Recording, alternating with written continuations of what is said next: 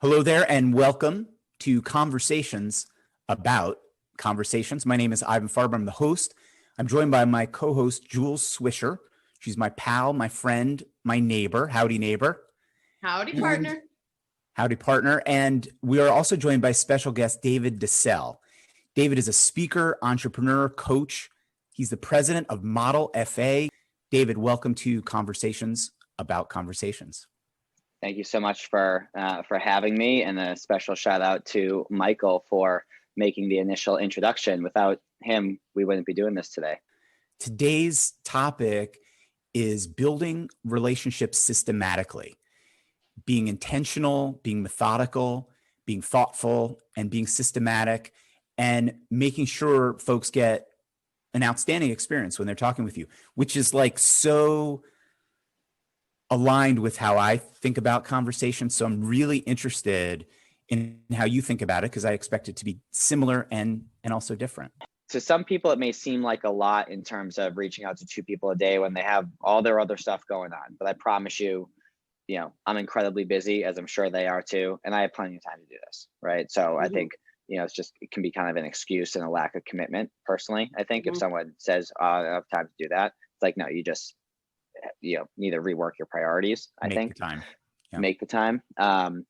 So it's interesting. I like to reach out to 2 people a day just to check in, see how they're doing. I like to make sure to intentionally advance 3 relationships a day for business purposes, whether that be sharing a podcast episode, sending cupcakes, calling them on their birthday, inviting them out to lunch, whatever the thing is. But it's interesting. If I send a podcast to 2, 3 people, right, to advance those 3 relationships, whatever message I sent, it's usually via text, not via email, because they get a slew of those, but a text or a DM on Instagram or something like that is a little bit more personalized and exciting, quite frankly, than email. It's so easy to just copy and paste that to 20, 25, 40, 50 people in all my recent messages. And it's also interesting that I'll do that with people that will never be a client of mine because they're in a totally different industry. But it's interesting how those people over time will think about me and think about the value that has been added by me, which is simply sharing value that was added to me from a different resource. They just relate it to me because I'm the one that delivered it. And then they're like, okay, David works with these folks, or they'll either send a book back to me, like a recommendation or a podcast that will have an impact on me, or they'll say, hey, you got to meet this person, right? And they almost feel indebted to you because you've added value. So to answer your question, Ivan, more succinctly, is once you get in the habit of advancing relationships, and once you acknowledge the fact that if you share a podcast with 3 people, you don't have to stop there. You can copy and paste it to 10 or 20 people. And that's something that you can do as you're having your morning coffee, you're watching TV at night, or you're in your transitional moment, and it's incredibly easy to do. So when I tell people, hey, if you want to advance a relationship with someone, you can't just meet with them yearly for a review, add them to your newsletter, and call it a day. Like, you can have 40 or 50 touch points with that one person over the course of a year. And it seems overwhelming at first, but when you realize that the things that you do don't need to be groundbreaking, and then after 40 or 50 touch points in a year, they are in, they are stuck with you like glue, and you never have to worry about a competitor coming in because you have the relationship. And quite frankly, a competitor is not going to invest as much time in them selfishly, unless we're helping them out and coaching them and consulting and teaching them to do that. But a lot of people have their service model, and they meet once or twice or 3 times a year, and that's it. But I engage these folks on social media, I share resources, and then branding on social media, whether, and Ivan, you probably noticed this in being connected, whether it's LinkedIn, Facebook, Instagram, wherever you log on, you're going to see me. And it's not going to be a look at me and how cool I am type of brand. It's a, here's what I learned. It's here's a valuable piece of something. Here's a gratitude oriented post. It's not like a braggadocious brand, and people are attracted to that. So they see me every day, and that brings them through the trust curve that much faster as well. And that counts as a touch point too. So it just, it's pretty easy to build relationships once you start to try and build relationships, quite frankly. It is easy. A lot of the things that I do, I used to feel like it was a lot to send out a quick text, or like the biggest thing for me has been asking for people's like direct numbers. So I'm not just coming through on email all day. And I heard you say that. And I think that that's really important, is like figuring out how to humbly serve in ways that we don't necessarily expect anything in return, but like, hey, I thought of you on this. Like I'm always sending out like clinical education to my doctors and my providers. Takes 2 seconds. And I write them a little note so they know that I like am sending it directly to them. They're not on like a mass email list, but it takes like, it's so quick and easy. I mean, literally like that excuse of I don't have time is like not valid. I mean, I'm just drinking my cup of coffee, just getting going in the morning, and I'm out there just sending education, doing my thing. Yep. And the biggest thing I think to build a relationship, one of the biggest things is to provide value to these people on things that you do not get directly compensated for. Because if you're, let's say you're selling life insurance, right? Coming from Northwestern, right? And all you do is send valuable pieces of life insurance, like, okay, they're going to smell what you're putting out there, right? You're clearly trying to get them to buy life insurance, right? But if you're helping them with personal development oriented stuff, or they said, oh, we're redoing our house, and you're like, oh, you know, I have a plumber, I have an electrician, like, do you need an introduction? Just like help them in those ancillary ways. And then they're going to buy a bunch of life insurance in that example, or whatever it is that you're selling, financial services, you know, medical device, whatever it is. But you got to add value outside of the scope of what you're compensated on. And then you'll receive a ton of compensation for what you're actually selling. It reminds me of a time that someone from my college wanted to get together with me, and he was selling insurance. But the way he reached out to me was, hey, you know, we never really got to know each other at college. Now that we're both alums, let's get together. And then, yeah, a couple minutes after like talking, he's like, hey, I brought these proposals for you. And it was so odd. It's so odd, but I know. Now he's in a certain category. And if he reaches out to you ever again, you'll probably be slow to respond, if at all, because you know where the intentions lie. Right. I want to hear more about your systematic way. I love the happy birthday element and treating people that way. What else do you do systematically as part of relationship building? So I've shared a bunch of examples in terms of like podcasts, books, just building your personal brand, sending a small gift. You know, if someone, you know, if you go to an event with someone, you golf with them, or you go to dinner or something, just, it's not hard to say, you know, ask the server or whatever environment you're in, hey, do you mind taking a quick picture, right? And you post on social media, you tag them, but then maybe you also print it out, frame it, and you ship it to their office. What are they going to do with that? They're probably going to put it on their desk, and they're going to see you every day. Okay. And people are going to be like, oh, who's that? And then they're going to talk about you every day. So I think it's less so, Ivan, on what to do, because you could literally just Google how to advance relationships, or how to make people like you, or, you know, things to do to add value to someone. You'll get a list of ideas. And then I think your creativity is something that develops and expands over time by just starting somewhere, and then you just start to come up with great ideas. And if you listen to what their interests are, then you can connect with them on that stuff. So like, you know, people will connect with me on fitness or learning or the beach because I'm in Florida. So whatever the thing is, you can chat about it. So I think it's more so, Ivan, how to systematically track it. So like, we have a program that we use that anyone can get access to. It's not proprietary to us. It's called Monday.com. And we've created a dashboard that allows you to track prospects, COIs, and clients. And the things that we track is we track their name. We track the stage of the relationship. Are they a lead? Are they just a target? They don't know you yet. Are they a new client? Is it a good working relationship? Is it a loyal client? Is it a raving fan? So you can visually see kind of where they are in your world. And that's an intuitive type of feeling.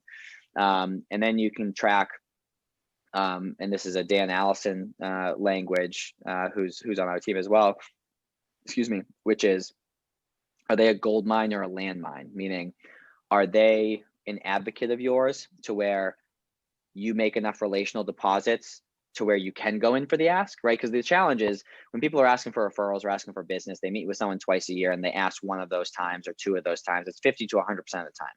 But if they have 50 to 100 interactions with you over the course of a year and you ask for something twice, it's way more skewed in the fact that you care about the relationship.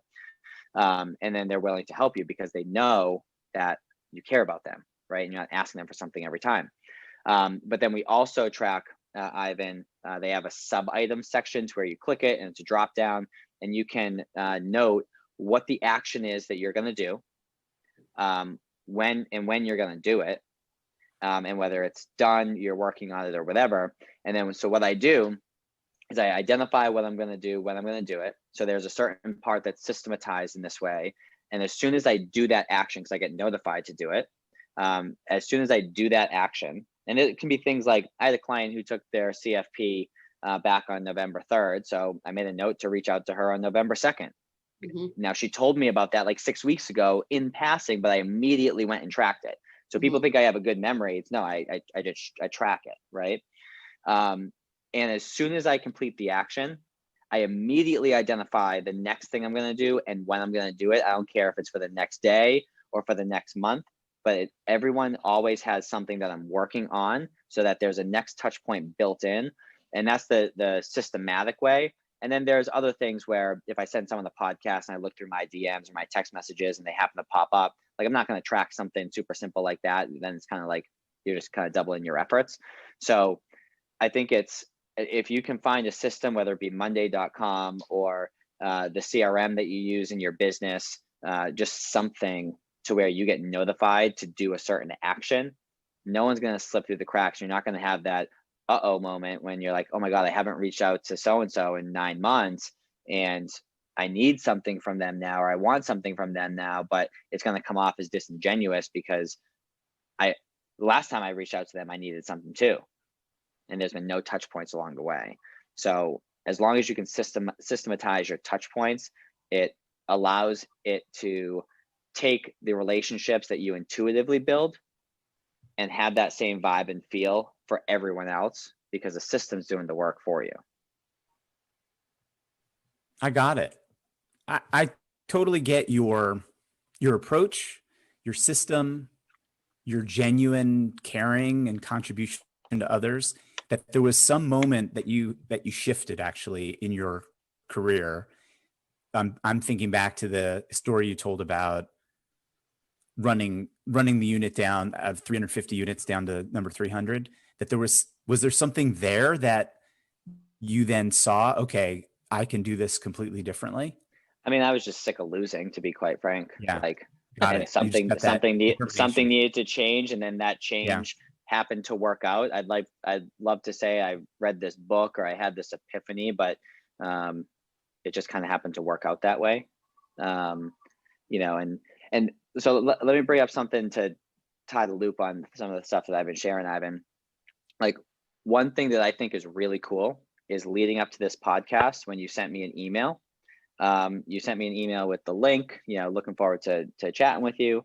And you also included a Loom video. Where'd you hear about Loom videos from? Right? Let me see. Where did I hear about Loom videos from? You, David. Right, from me. Yeah. So now think about the impact that you're going to have in your business by using that. And every time you use Loom, even if it's for a split second, you're going to think about me. Mm-hmm. Right. And I learned Loom from my team, Pat and Ryan and the guys over there before we merged our firms. So now every time I use it, I think about them for a split second. And that's all you need to stay relevant in someone's mind. And then what's going to happen is you're going to send a Loom video, and maybe this has already happened, and they're like, oh my God, this is so cool. And then they're going to start using it. Right. So it's just cool to see when you're different, unique, and you try and add value, the butterfly effect that takes off from there, and how easy it is to stay relevant and top of mind to whoever was on the receiving end of that resource or that valuable piece or whatever it is. You're so right. You're so right. Like, every time I'll use Loom, I will think of you, and you're the reason for the Loom. Mm-hmm. The fruit of the Loom. Right? There's the fruit that keeps keeps on giving. I didn't realize we were going to be saying dad jokes. If I knew that, I would have resaid some of those things. Yeah. I love dad You have a jokes. dad joke? Oh, not offhand. It needs to be in the moment, like that one. Yeah, like that. I don't stand up with the microphone and spit jokes, but in conversation, I can be fairly witty, and I think they're all funny. And depending on who's listening, they may think they're funny or may not. That's the important thing, is that you think they're funny. Mhm. There's a joke I like to use when I'm speaking, just to break the tone. You're going through something and then you say there's a but. You say there's a but, and it's a big but. And then if you're really having fun, there's a big but. And I like big butts, and I cannot lie. Yeah. Yep. Yeah, I use that again and again. It catches their attention, that's for sure. Yeah, the teenager. I was doing a session recently for a group in Ireland, and I used that, and I somehow hit a nerve because they were like, "Yeah, you shouldn't tell that guy about big butts." I'm like, okay. Yeah, sometimes it doesn't land, but just on to the next one. Yeah. So David, you're absolutely right about the loom, and I've only been using it a little bit since you brought it into my world, and I haven't been getting a lot of reaction. And I'm not exactly sure why yet. I think it's just a volume thing, right? And it's a repetition thing. Really commit to it and keep going. So a lot of reaction. Help me understand for everybody. that. Do you do it for everybody, or how often do you do it? So I do it for two reasons. Number one, I do it because it's different and unique. And I would say maybe 25% of people, I think 100% of people think that it's unique. 25% of people will go out of their way to say that was so cool, like you did, right? So just because they're not saying something doesn't mean they're not thinking it. So I do it to differentiate myself, and you've probably never gotten a video email until that point in time. So immediately unique and different. Okay, what else does this guy have, right? The other reason why I do it is because in some instances, I'm lazy and I don't like to type out a long email. So if I can instead shoot a 3 or 4 minute video, not only am I checking the unique box, but I'm checking the I don't have to type out 4 paragraphs box. My favorite box. So it's just like, how can I make this process of whatever I'm working on more efficient? So when you think about, an advisor following up with a client, well, how much better after the, presentation meeting where they're showing the financial plan, would it be received if they did a screen share of the financial plan, say, hey, as we had discussed, and you do a quick little summary on the meeting, or if the spouse wasn't able to attend, hey, share this meeting with so-and-so. I know they weren't able to attend. Let me know if we misspoke on their behalf. Let me know if we, made the wrong assumptions. And what happens is if that spouse in the first meeting didn't meet you, when they come to the second meeting, they're going to feel like they met you because they saw your face, they heard your voice, they got a feel for your mannerisms, and you did a good job telling their story on their behalf while also giving them an opportunity to chime in before that meeting so that you can put together that plan appropriately based on their feedback. Again, quite frankly, unless we're working with these advisors, they're not doing that, right? They're not doing that. And you immediately stick out in a good way. We just bought insurance because the person did a video presentation of the insurance. So would we have been able to get our schedule synced up, do a Zoom, me and my wife and this insurance agent? No. And what was also brilliant about it is I could replay it. And I actually replayed the presentation 4 times because I needed the repetition, and I had questions that I wanted to ask, but he answered so many of the questions in the video presentation. And so, I see a lot of opportunity in it. So it's a great idea that you've shared with us. Last one, because this will be helpful for a Loom video, is when you first meet with a prospect, after the chit chat, small talk, whatever, you say literally the same thing every time. You talk about your process, your philosophy, your team, all that type of stuff. And that takes 5 to 7 minutes, of your 30 to 60 minute meeting. Okay. So what if we could free that up? And you said, a day or two before, hey, John and Sally, in anticipation of our meeting in a couple of days, I wanted to share this quick video, which, by the way, you only have to record once because it's going to be the same thing. And so it's evergreen. I want to share this quick video. It's only 6 minutes and 32 seconds long, be specific, but it's going to help share with you some of our planning philosophy, the makeup of our team, and the way in which we engage with folks. I think it would be a helpful precursor to our meeting in a couple of days. So what happens when someone consumes that video? What happens is you just freed up 5 to 7 minutes to where you can stop talking about yourself and talk about them and work on building the relationship for an extra 5 to 7 minutes. Number one. Number two, they see your face, they hear your voice, they get a feel for your mannerisms. They are now exposed to who you are. And when they come to that meeting, number three, whether we like to think of not meeting with an advisor, whether it's a male or a female, it doesn't matter. It's kind of an intimidating-ish experience, some more so than others. So what you just did is you broke the ice and you're like, hey, I'm human. I'm a regular person, right? No need to come here with some nerves. And they immediately have a better relationship with you than they would have if they just walked in cold. And lastly, if they don't like what you say about your planning process, your philosophy, your team, they're either going to cancel the meeting or not show up for the meeting, and you just saved an hour of everyone's time. So it's a qualifier on the front end, it's a relationship builder on the front end, it's a time saver on the front end, and it's a differentiator on the front end. So that's another way in which you could use video. So I have a question about that for both Ivan and David. So Ivan, you said your insurance rep sent you a video. Was it a recorded presentation like on YouTube that you clicked on and then it was all there for you? No, it was some system that I had to give my email address to get into. So I don't know if there was it wasn't really, maybe that was the password for it.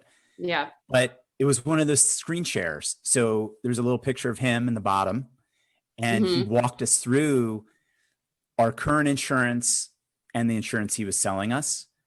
And I mean, I think what was also great, and Jules, I want to talk to you about this as well, is instead of working with someone who is with one company, he brokers out the insurance. So he's able to shop. So it was very easy he just put our current insurance, what he's proposing. He explained the differences in price, and it was just really compelling. It was so efficient for him. Yeah. I'm like, this might just change everything for me. Can you send, you think, emails to recorded messages to your doctors and that would get through to them? That's what I was thinking is, so because they're so protected with HIPAA and everything, oftentimes their emails are like very, very encrypted and are like, it can be really tough to send even just basic documents over. But I've got my wheels turning. I'm sure there's a way around that. So I'm going to be thinking about that, because I really like what David said. The first 10 minutes of like any presentation, once I do my questions, my probing questions and stuff, like I always go over our basic process, philosophy, how we're going to work together, like simple stuff that everybody needs to know, that I always end up taking more time than I would like to diving into. So I really like your idea, David, about sending that video right up front, breaking the ice. Hey, here's me. Here's my face. This is the moneymaker, and this is what we're doing. So I really like that idea. The other thing too, even though it's the first time they're hearing about your process or whatever it is that you say, it's like the 1,000th time you said it, and it doesn't matter how much excitement or energy you try and manufacture, it's never going to be as high as the rest of the conversation. So you immediately start off the conversation with lower energy, lower excitement, even if it's manufactured, it can feel manufactured. And then you have to try and come back from that with the rest of your conversation, because to us, like it's almost become robotic, right? So if we could just eliminate that, capture the excitement on a video, and then realize that you never have to say that again, your energy levels and your excitement levels are maintained, and they start off here at the conversation and they stay up there, as opposed to starting off slightly below and having to work our way back up, from a disadvantage, I think, at the beginning. Brilliant. I think it cuts through the clutter on email too, because you definitely see the picture of the person, it's a video. And if I remember correctly, like you see a little movement as soon as you open the email, before you even click on it, there's like a little movement. It catches your attention. Yeah. It stops you in your tracks. Totally. Are David, those your dance moves, Ivan? Yeah, that's it. That's it. Vogue, remember? Uh-huh. Come on, Vogue. Let your body move to the music. Yeah. Um, Uh-huh. David, we could talk to you for like forever. But what I'd propose as my intentional next step is that we have you on again in Mhm. a certain amount of time, maybe a couple months, and keep going with these ideas. They're great ideas. But I do want to bring this episode to a close. Would you like to, however, to make any parting statements, parting shots? So number one, very grateful to spend some extra time. You mentioned that typically these episodes are like 30 to 40 minutes or so. We've certainly gone over that. So I appreciate you allowing the conversation to continue and re-inviting me on the spot. And again, thank you to Michael who made the introduction. We wouldn't be here if it wasn't for him. So just want to start off, being grateful. Second is if anyone listening has any questions whatsoever, if you literally just Google David DeCelle, DeCelle, my LinkedIn, my Instagram, my Facebook, our company website, all that stuff will be on the first page of Google. So feel free to connect with me on Instagram. Is the platform that I enjoy enjoy using the most because I get to learn about people more so on that platform. It's a little bit more free and unique than like a LinkedIn where it's kind of like prim and proper and making sure that you're being professional on that platform, which is fine. But connect with me on those platforms. If anyone has any questions, I'm always happy to invest in a 15-minute intro call and see where it goes. And if it doesn't go anywhere, it was 15 minutes, it's not a big deal. And if it does, then it could be something that's life-changing for you and for me and for other people that we've yet to connect each other with. So always happy to take a phone call, but literally simply just Google my name, David DeCelle. All my social links will be there. Company website will be there. And if there's any questions that anyone has, more than happy to invest some time. Jules, how about you? Any parting statement? Yeah, I mean, I've got my wheels turning. Yeah. David, I think you're really interesting. I like your ideas and your perspective. It actually goes along with a lot of what Ivan and I have been talking about, but we kind of take it and put it in a more concise way. Like pretty much all of your themes that you hit on are stuff that Ivan and I are regularly talking about, both on our calls and on this show. So I think that there's a lot of alignment there. So I do think it'd be a really great idea to get you back on here so we can grill you some more. I enjoyed learning about your process, your system, and I'm very fascinated. I'm thinking about what I'm going to do in my own business and how I can adapt and change some things. And so just thank you for being here. Appreciate it. Yeah, appreciate you having me. Ivan. I get the final word since it's my show. Yeah. But I'm present to the thoughtfulness, the gratitude, the authenticity that you approach things, and that you're like classic connector. Like you really just connect and connect freely and are giving. You're just giving away. And so all those things, we've been really lucky. We've had a lot of great guests. And with each guest, we kind of get into someone's world and can pick up from them just great ideas. I love it because I'll watch this several times to the idea of the video. I'll watch it several times, and each time I know I'll get something different out of it.